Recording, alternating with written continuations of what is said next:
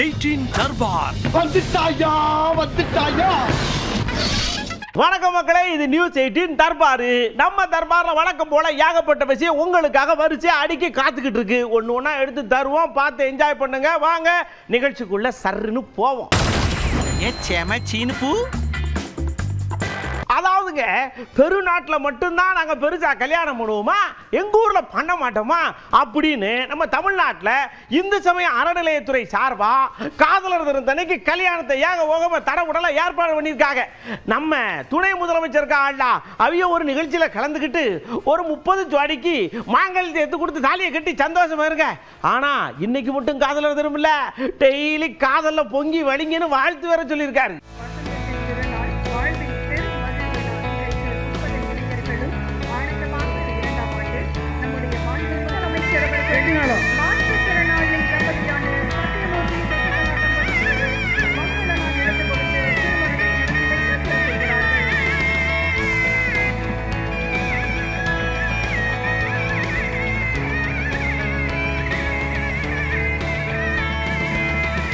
அதுவும் இன்றைக்கு மிக மிக முக்கியமான நாள். இன்னைக்கு காதலர் தினம். இதை சொன்னா சில பேர் கோபம் வரும். அவங்களாம் காதலர் தினத்தை கொண்டாடக்கூடாதுன்னு சொல்லுவாங்க. காதலர் தினத்தை கொண்டாடாமல் இருக்க முடியுமா? ஒவ்வொரு நாளுமே காதலர் தினம்தான். அப்படிப்பட்ட முக்கியமான தினத்தில் இன்றைக்கு இந்த திருமணத்தை நடத்தி வைக்கின்றோம். அடுத்து பாருங்க, இதே மாதிரி ஒரு நிகழ்ச்சியில நம்ம பெரிய இருப்பார்ல நம்ம அமைச்சர், அவரும் போய் கலந்துக்கிட்டு மக்க மனுஷோட புள்ள குட்டியோட சொந்த பந்தத்தோட காதோட நல்லா வாழுங்கையான்னு வாழ்த்துனதோட மட்டும் இல்லாம நல்ல என்ன செய்யணும், அன்பை செலுத்தணும்னு சொல்லியிருக்காரு.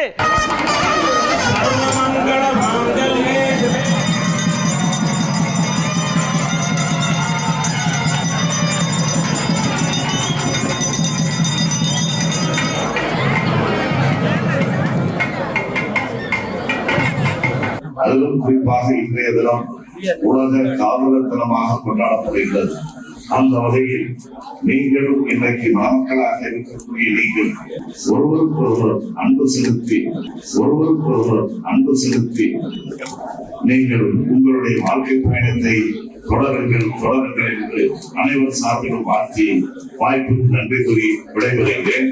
அடுத்து பாருங்க, இது கும்பமேளாவின் கண்டுபிடிப்பு அப்படின்னு இந்த மோனாலிசான்னு ஒரு பொண்ணு இந்த ஊசி வாசியெல்லாம் வித்துக்கிட்டு இருந்தாள்ல, இந்த யூடியூப்காரர்களெல்லாம் பிரபலப்படுத்தி விட்டாள்ல, அந்த பொண்ணு முதல்ல பிளைட் ஏறி கேரளாவுக்கு வந்து ஒரு நகை கடையை திறந்து வச்சிருக்காங்க. आज मोनालिसा जी देखिए पहली बार मेरे साथ हवाई यात्रा कर रही हैं। इंदौर से केरला के लिए एक इवेंट में जा रहे हैं हम लोग।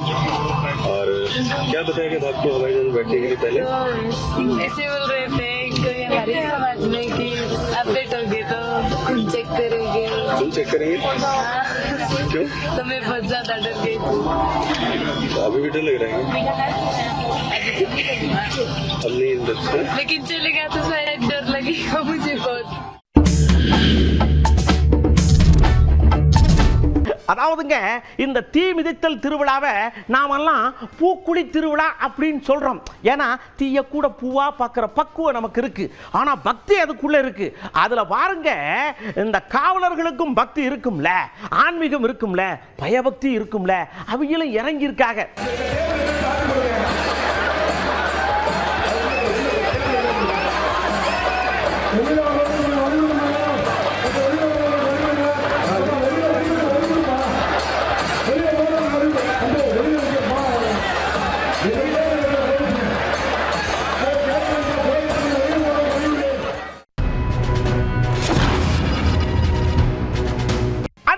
மக்கள் மனசுல இருக்கக்கூடிய விஷயங்களை அப்படியே அவங்க கருத்தா வாங்கி கொண்டு வந்து கொடுக்க போறோம். என்னன்னா, இந்த 80s 70s 90s 2K இந்த காலகட்டத்து காதல் அப்படியே வகை வகையா பிரிச்சு இதுல எந்த காலத்து காதல் உங்களை கவர்ந்துருச்சுன்னு கேட்டோம்ல சொல்லியிருக்காங்க பாருங்க.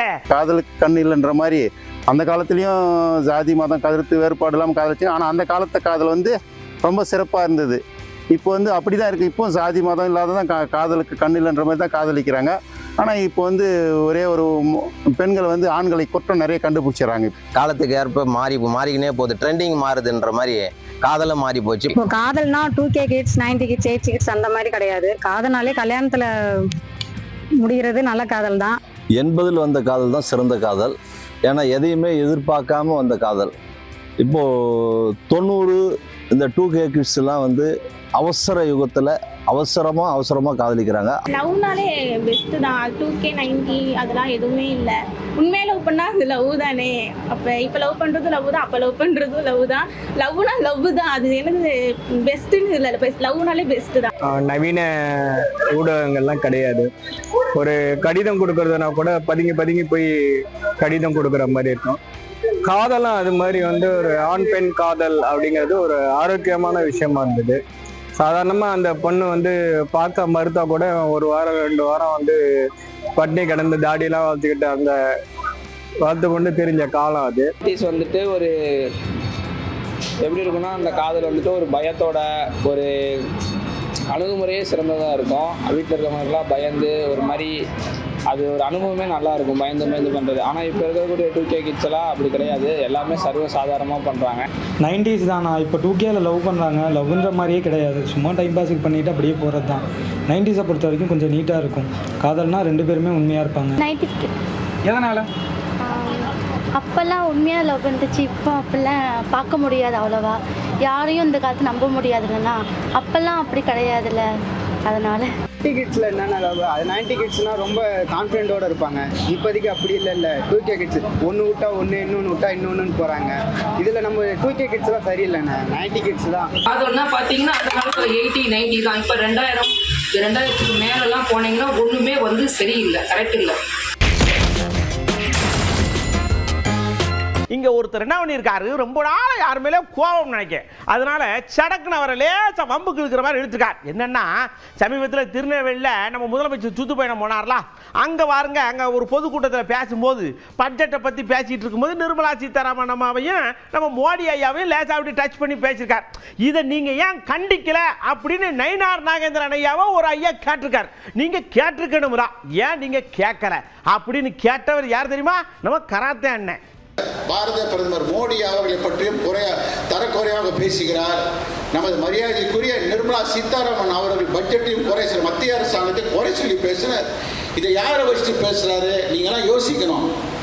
தலைவர் அண்ணாமலையோ கேசவ நாயகமோ பெருந்தன்மையாக இருக்கலாம், ஆனால் எங்களை மாதிரி தொண்டர்கள் நாங்களாம் பெருந்தன்மையாக இருக்க முடியாது. எல்லாத்துக்கும் ஒரு நியாயம், தொண்டனுக்கு ஒரு நியாயம், தலைவருக்கு நியாயம். நயினார் நாகேந்திரன் வச்சு பேசுறாரு. இது சொல்றாரு, நயினார் நாயகன் தப்பா. ஒண்ணு அந்த கூட்டத்தை விட்டு வெளிநடை பண்ணிருக்கு நயினார் நாகேந்திரன். அரசியல் நாகரிகம் போய் வெளிநடை பண்ணல. குறைந்தபட்சம் மீட்டிங் முடிஞ்சு ஒரு ட்விட்டர்ல கண்டனம் தெரிவிச்சிருக்கு முதலமைச்சர் ஸ்டாலினை, இல்லாட்டி ஒரு பத்திரிகை அறிக்கை கொடுத்துருக்கு. இப்படி அண்ணன் கராத்த அண்ணன் ரொம்ப கராரா கேட்ட உடனே நம்ம நயினார் அண்ணன் அவர் சும்மா இருப்பாரா? பதில் சொல்லணும்ல, சொன்னார்ல. இங்க இருங்க, அது சபை நாகரிகங்கிறது மேடை நாகரிகங்கிறது ஒரு முதல்வர் பேசுறார். சரி, நான் பேசாம இருந்தேன். உடனே அது ஒரு குத்தம்னு என்ன கேட்கறதா நீங்க? அப்படியெல்லாம் இது பண்ண முடியாதுங்க, வேணா இன்னொரு வாட்டி பார்த்துக்குருவோம் அப்படின்னு லேசா அப்படி பூசுற மாதிரி பூசி டப்புன்னு கொண்டு வந்து முடிச்சுட்டார். நெல்லையில நடந்த விழாவில் முதல்வர் வந்து மத்திய அரசு நிதி ஒதுக்கலன்னு சொல்லுவோம், நீங்க மேடையில இருந்து கையெழுத்திட்டீங்க. இப்போ நீங்க அந்த கூட்டத்துல இருந்து வெளியேறி இருக்கணும் அப்படின்னு சொல்லி தியாகராஜன் மீட்டிங் பேசியிருக்காங்க. இதை பத்தி உங்களோட கருத்து என்ன? இதை பத்தி கருத்தே கிடையாது. ஒரே கட்சியில இருக்கிறாரு, நீங்க அந்த கூட்டத்தை வச்சு முதல்வர் கூட்டத்துல இருந்து வெளியேறி இருக்கணும்னு சொல்லி இருக்கிறாரு. சபை நாகரிகம்னு ஒன்று இருக்குல்ல. இப்போ பிஜேபியில் இப்படி உள்ள முட்டிக்கிட்டாங்கல்ல, ஏடிஎம்கேல ஏற்கனவே முட்டிக்கிட்டு இருக்கு.